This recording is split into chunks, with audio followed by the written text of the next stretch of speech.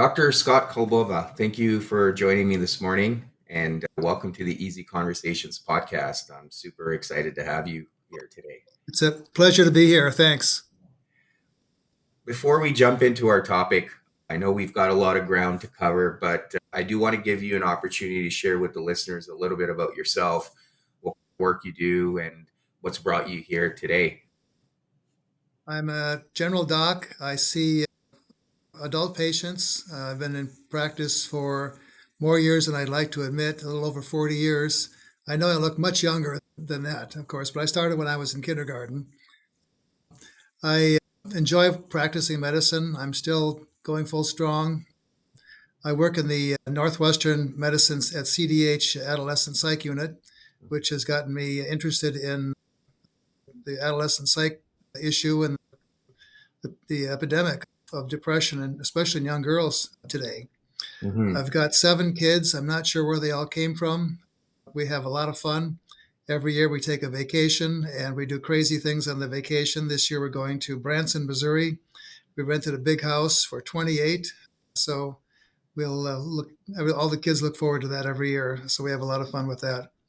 Yeah. I like big things. I have a big dog, 150-pound Newfoundland. I fly big kites. We have a couple kites that the kids like to fly, and we like to have the biggest kite on the beach. Not that we're competitive at all, of course. And I got involved with the epidemic of depression when I took care of a little girl, 13 years old, in the emergency room. Mm. She'd overdosed on her mother's pills, and I walked in the room, and there she was, still as death, comatose from a drug overdose.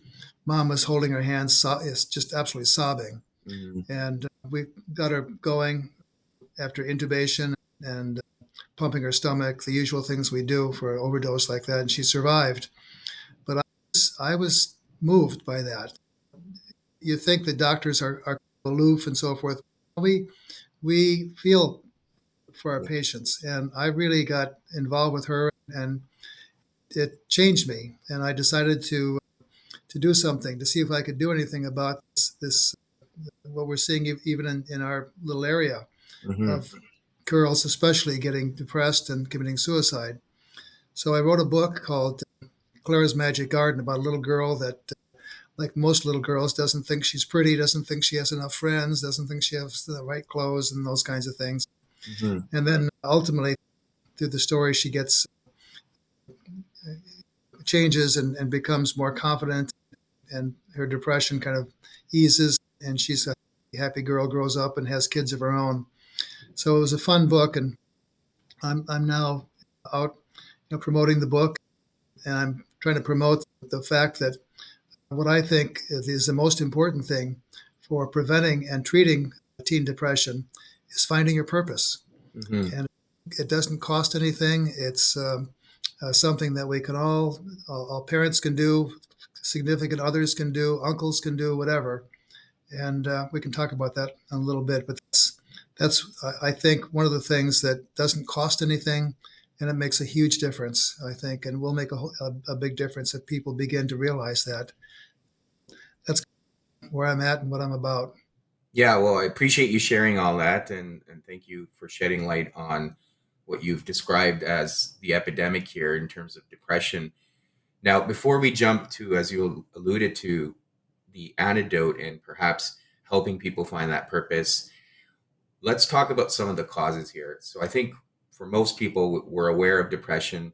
We have more we have the capability now to term it as such because we have a better understanding in today's world, which I think can cause problems too, because then people tend to use that as something to debilitate themselves, right? If I feel depressed, that's it. And I can't do anything about it. So do you see a lot of that where people will often use depression as a way to almost as an excuse to not navigate through it, whereas in the past you didn't know what it was, so you just powered through it in a way.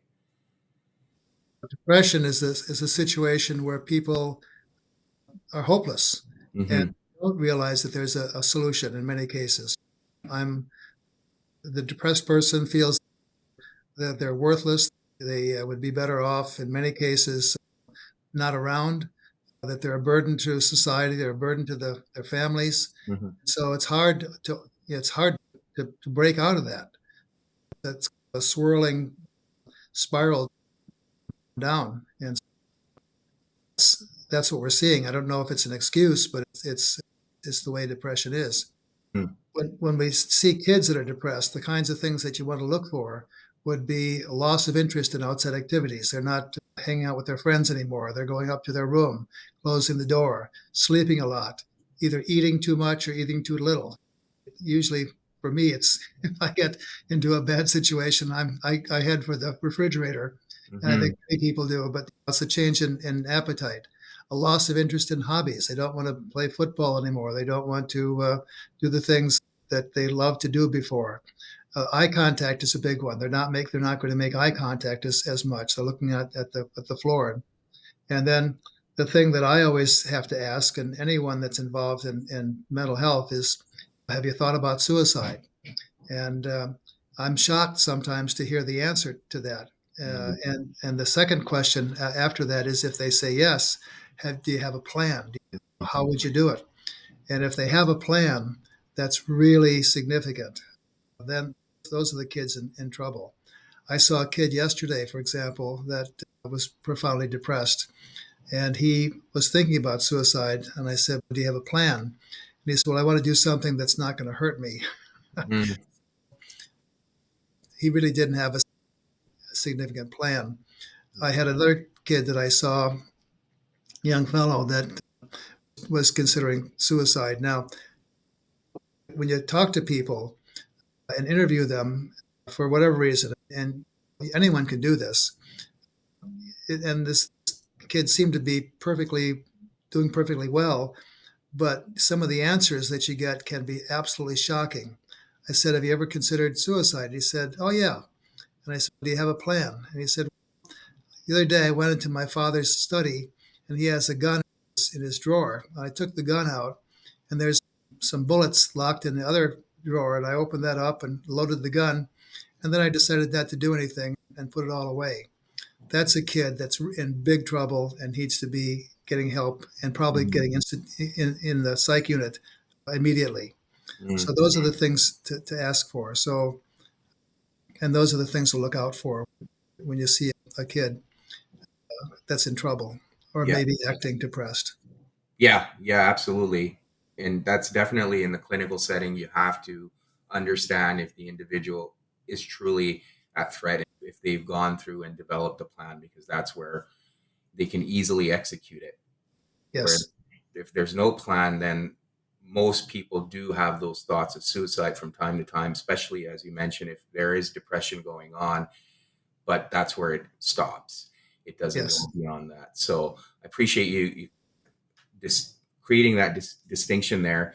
Now, you touched on the aspect of girls, especially experiencing depression. Why do you think that's happening? And and when you and I chatted, we've seen this number go up post pandemic. So perhaps if you can elaborate on that, I think there'd be a Sure. value for us to understand.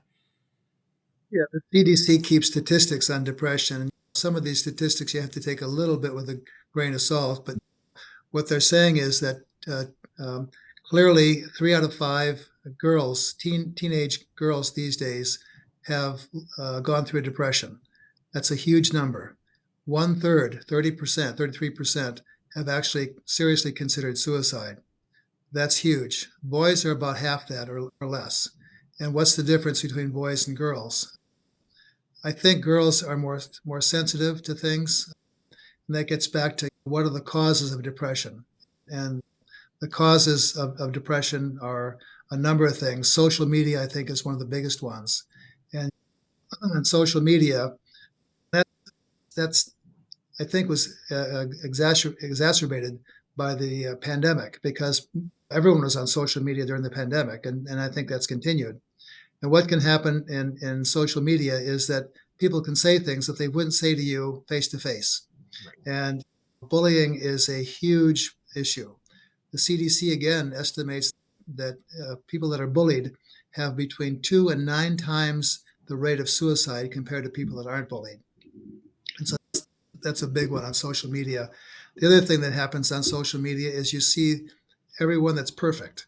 You see the perfect vacation, the perfect clothes, life, and no one has anything perfect. Mhm. And people that try to display everything that's perfect in their life and one up everyone else. And so I think parents and significant others need to emphasize that the stuff that you're seeing on social media is frequently not the case.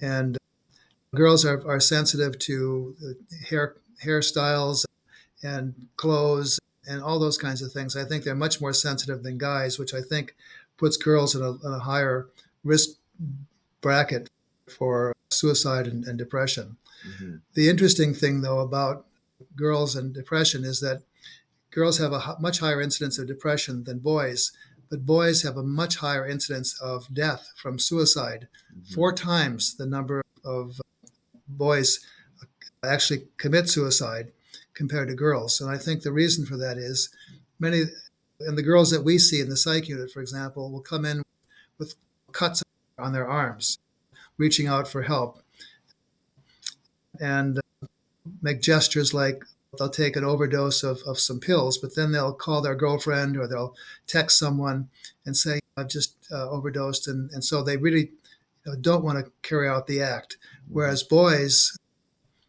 that that are a little bit different than the girls will be quiet for quite some time and then all of a sudden act. And the big ones are firearms.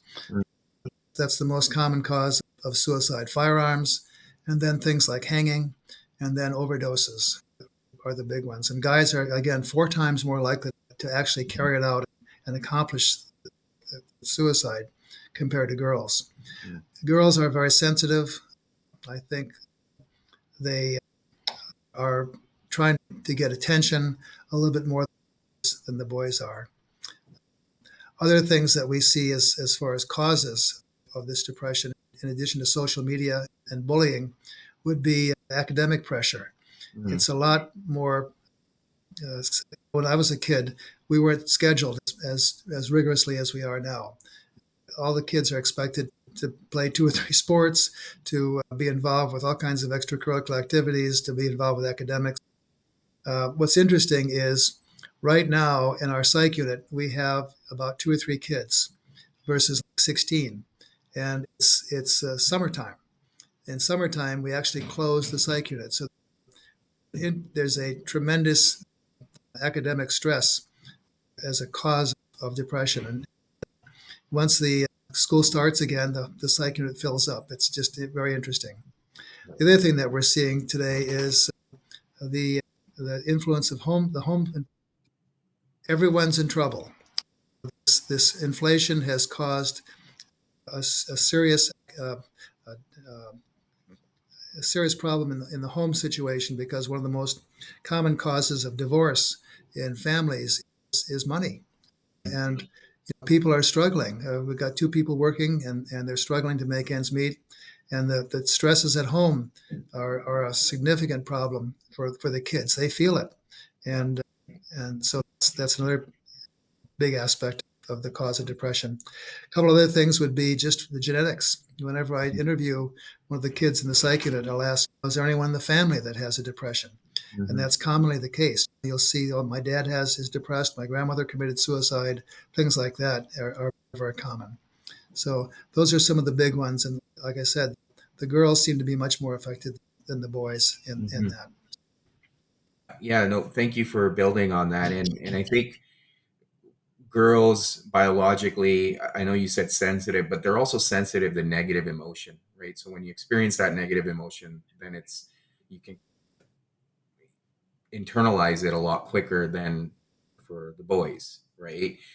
Yep. You hear the expression, the sticks and stones will break my bones, but words won't harm me, but words are incredibly harmful. Hmm. And kids remember those negative comments. There was a girl that became a representative in Ohio for one of the large hospital units, and she was in charge of social media. and she would get things like, I don't believe in the pandemic. I think you're awful. I hate you, those kinds of things. And she couldn't take it after a while. She finally decided to give up the position and and just not be part of that because Mhm. words are very powerful and be very hurtful. Yeah, and there's another thing you touched on, which I think we start to see a lot more in adult life as well, where men struggle to talk about their emotions and whatever they're struggling with, whereas women tend to socialize a bit more and share those aspects of their lives. Are you seeing that with the children too? I know you touched on the fact that, for example, girls will call their girlfriends and Mhm. ask for help, whereas the boys tend to act through their plan when it comes to suicide. So is that kind of the same idea there, where there's that sense of isolation for the men that we see as adults too? That's why the suicide numbers are so high for men as well. That's true. Men tend to be quiet. They don't tend to talk about it. And you have to admit there's still a stigma Mhm. associated with mental illness. It's unfortunate, but if you admit to being depressed or have some psych problems, people consider that a stigma. It goes on your record. It follows you, and so people, especially the boys, are hesitant to admit that. And Mhm. then all of a sudden, they're committing suicide. Yeah. So that's the problem. That's why there's 4 times the incidence of suicide with boys than there are with girls. Yeah. And I think there's an aspect of depression can often be viewed as a weakness. So there could be that added element there by admitting that I'm struggling with depression. You're probably stating that I'm also experiencing some sort of weakness, right? And that's what can be perceived by your peers, especially in the school system, when it's Yes. so hard, especially for boys, right? Where they're, Yeah. yeah. There's no question that there is peer pressure, which is one of the causes of a depression. Again, and if people admit to being depressed, that can be a source of bullying and trouble for the boy that admits that. So that's true. Girls are more likely to admit that because it's not as much peer pressure, and it's getting better, but it still exists out there, and we're trying to make mental illness a condition that is okay to have and it's okay to treat. It's okay Mhm. to admit to, but it still hasn't come full circle. Yeah, absolutely. And obviously girls experience a different kind of pressure in the school system. You touched on it with social media as well. And I do want to come back to that because I look at when I was growing up, if there was bullying, it just stayed within school, or say if you were playing sports, maybe it stayed there, but at least you could go home and you didn't have to deal with it. Whereas now, with the way children are connected digitally, it follows you. And Yes. to your point, there's anonymous comments too. So there could be trolling going on. And if you're active on social media, you're experiencing this to a whole different level. Whereas in the past, that wasn't the case. How do you navigate that? I know you talked about parents perhaps being more involved, helping their children understand that what you're seeing on social media is often not real. The other thing is, like, now children are also connected to their idols, right? Or celebrities for that matter. I know for me, when I was growing up, I looked up to sport athletes. So the only way I had access to them was just watching the game on TV. But now you get to see, you get an inside view into their lives, and you see again, it's that sense of perfection, right? They've got the money, they've got the lifestyle, and if you're not measuring up to that, you start feeling like maybe your life isn't as great. And how do you navigate that with children? And because often parents don't know that's going on, unless they're really involved or communicating with their children, or the parents themselves are dealing with stuff. And like you said, with inflation, perhaps financially, there's a lot of stress on parents. Maybe they're not as well versed in these things. So how do you manage this at a larger level, especially for our children growing up? This is a tough one. This is a tough one. And this goes back to why are kids on social media 100% of the time they're awake? Our kids are involved with social media. I've even had one of our kids text me in the same room where we're sitting instead of communicating with me directly. And when the kids go to school, they bring out their phones. Everyone's on their phone 100% of the time. You don't want to miss anything. You have a feeling that if you don't stay on your phone, you'll miss something. And so that's so again, as you mentioned, you're constantly bombarded by these feelings that you're not adequate, if someone else is better than you, everyone else is better than you. And so what do? That's a tough one. That's a tough Mhm. one. Many of the teachers are taking the phones away and putting them in a basket when the kids enter the room and go to their class. I think parents need to be aware that maybe there should be a break in social media and put the phone away for a bit. I think getting back to the old-fashioned things about family get-togethers. We like to have dinners together. I think that's so important to have Mhm. for a family to have a time when they can get together and talk about things. And dinner time is one of those times. And that then you put the phone away because you don't need to be on the phone 100% of the time. And some of the parents are taking the phones away for a certain number of hours a day.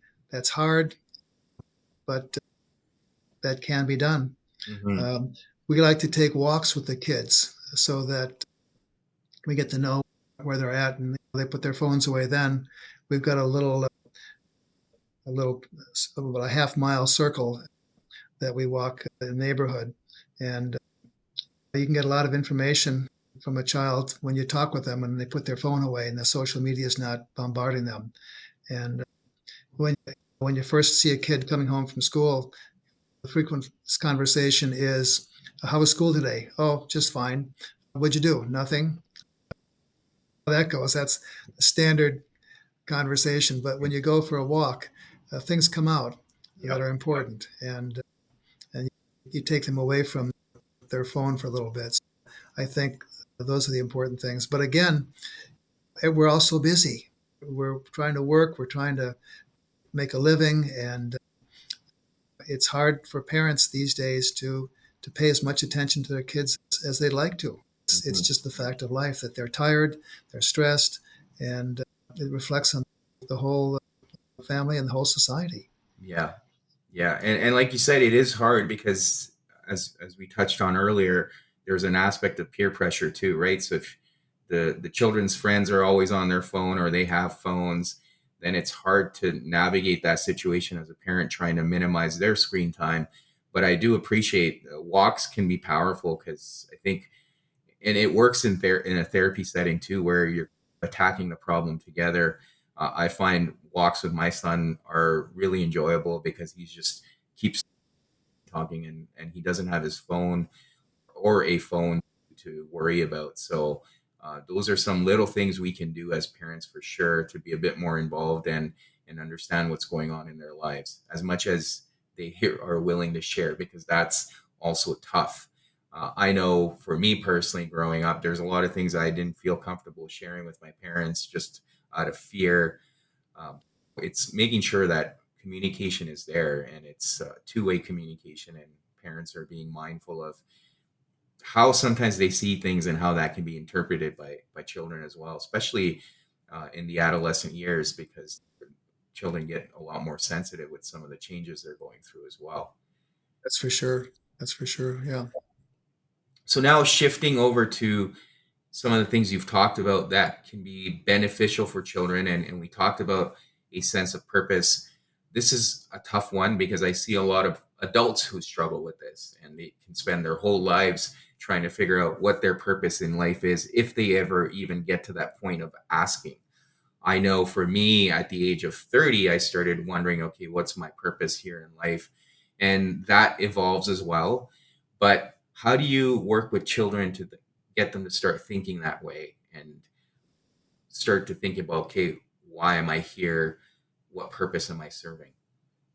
That's a good question.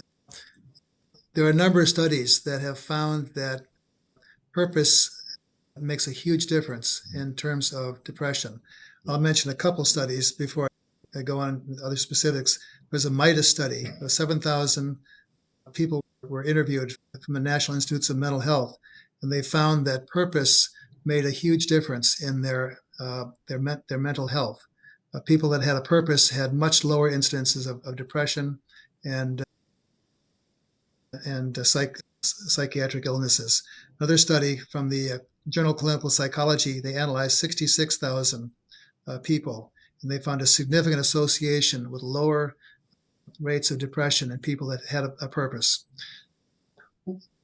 What is a purpose? The psychiatric associations define a purpose as your passion that then becomes your goal, and then part of that is using that purpose to help others or help other organizations or something else. So that's what we're talking about with a purpose.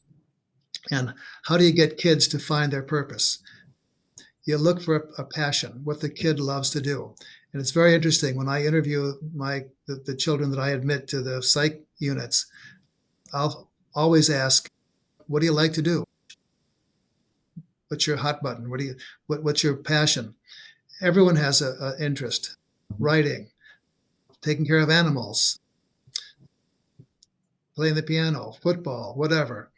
And I will frequently say to them, what do your parents know about your purpose and your passion? And they frequently will say, no, they haven't gone through that. They haven't worked it out with their parents.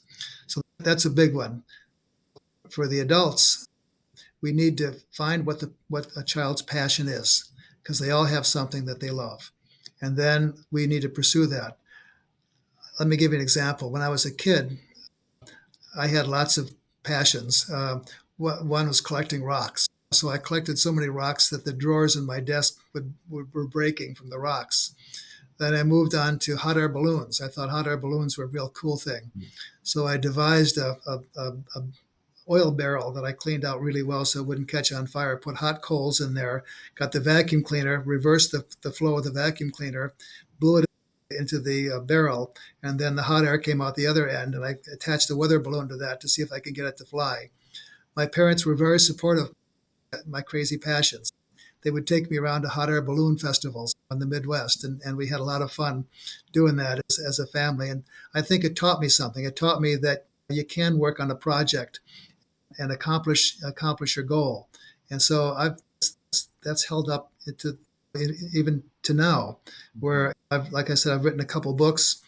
It's hard to write a book, but the realization that I was taught from my parents that you can do things, just pursue your passion and you can get it accomplished, has helped me a great deal. So the idea then is talk to your child, or anyone that may be getting into trouble, find out what their passion is. Everyone has a passion for something, and then help them pursue that passion. And how do you do that? You maybe hook them up with a mentor, hook them up with a person that's an expert in the area. If they like animals, bring them to an animal shelter and see if they have a position available to have someone shovel the poop or whatever it is, and take care of the animals. If they like to write, have them start writing a blog or encourage their writing, because people are a little bit hesitant to display their talents. They're afraid that someone will criticize them. So we need to be encouraging to develop that passion. And then that becomes their purpose. And then we need to help them serve others. There was a guy, it's an interesting story. His name is Kevin Hines. Kevin has a history of depression. At age 19, he decided that he was going to end his life. So he had his father take him to one of the colleges in San Francisco, and there he took a bus to the Golden Gate Bridge. He said goodbye to his father, hugged him because he knew that he would never see him again. And then he got to the bridge. One of the tourists there asked him to take their picture. He did that, and then he jumped up on the railing and jumped off.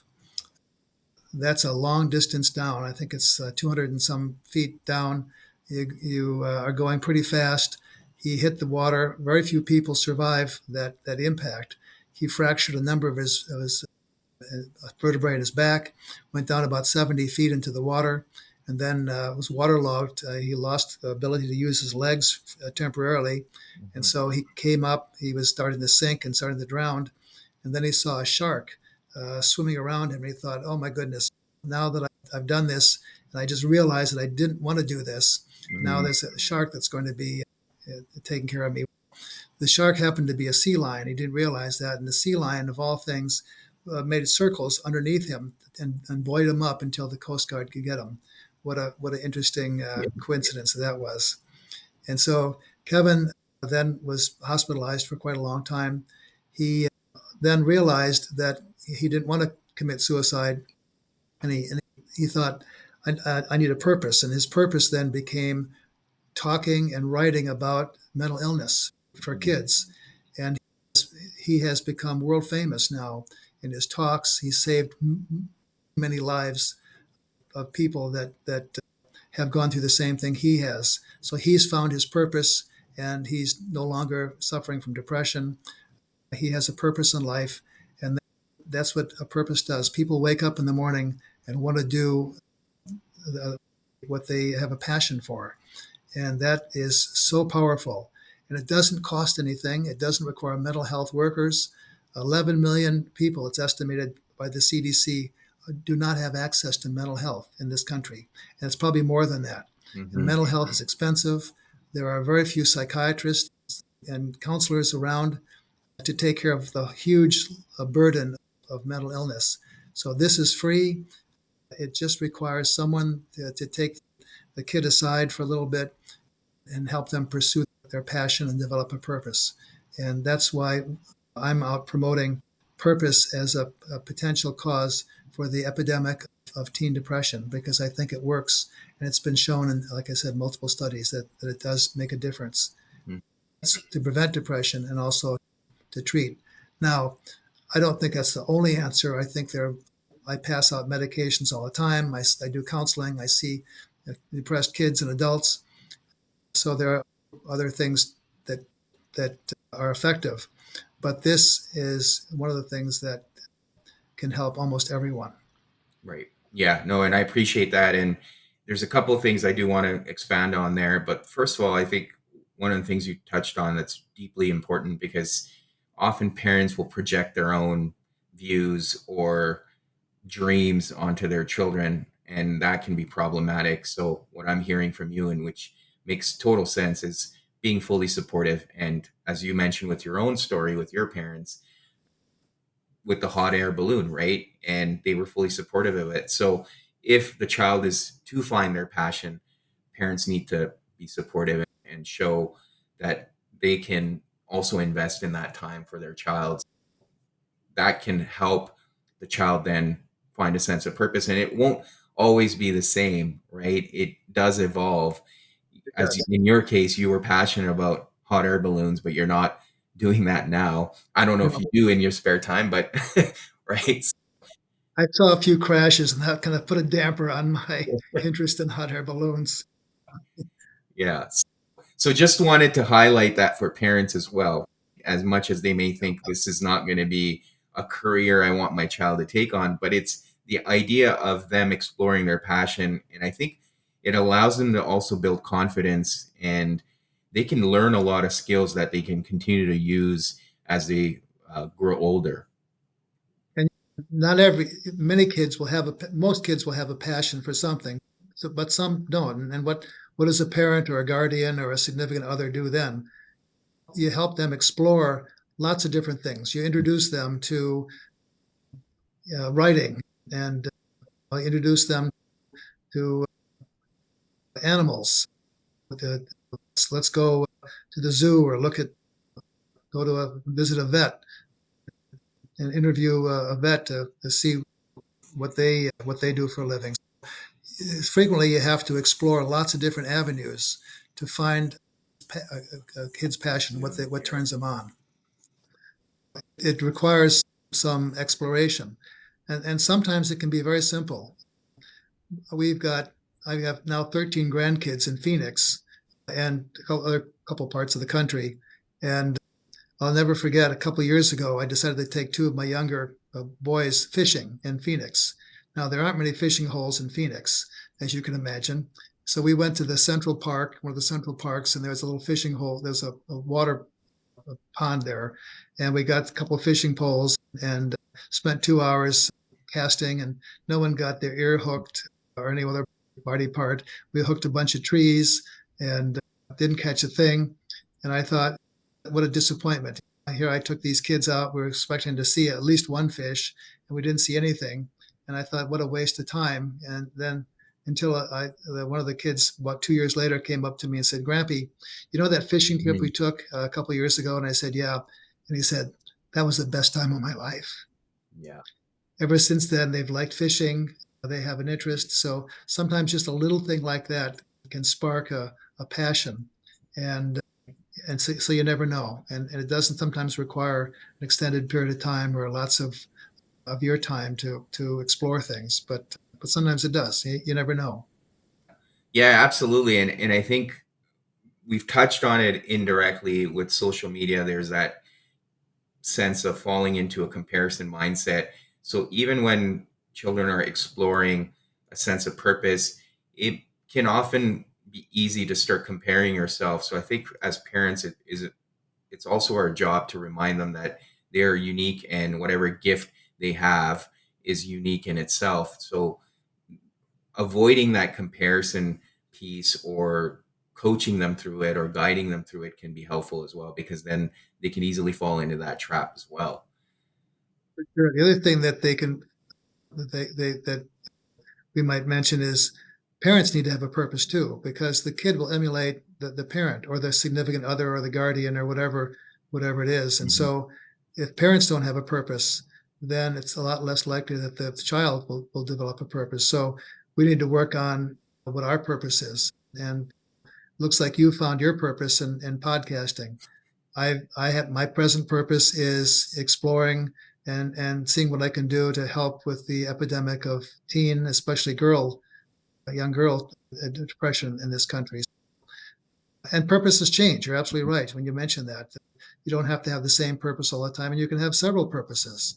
Mhm. But it's important for the person taking care of a child to have a purpose themselves and to Mhm. have the child know what their purpose is. Yeah. And I wonder if you've looked into the ADHD side of things too, because I feel like there's some overlap there as well, where children are, yeah, ADHD has become a huge issue too, and we're often Yes. medicating it. Whereas I think helping children also find a sense of purpose or passion with that in the ADHD side of things can help as well. That's been my experience in working with some of the adolescents or some of the literature I've come across. But I'm wondering if you've had similar instances. Yes. Yeah.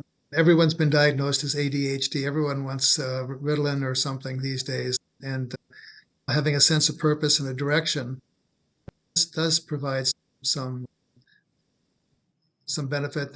People concentrate more, can focus a little bit better when they have a purpose, and Mhm. so that does help. It may not be the only solution or the complete solution, but it is helpful for that. Mhm.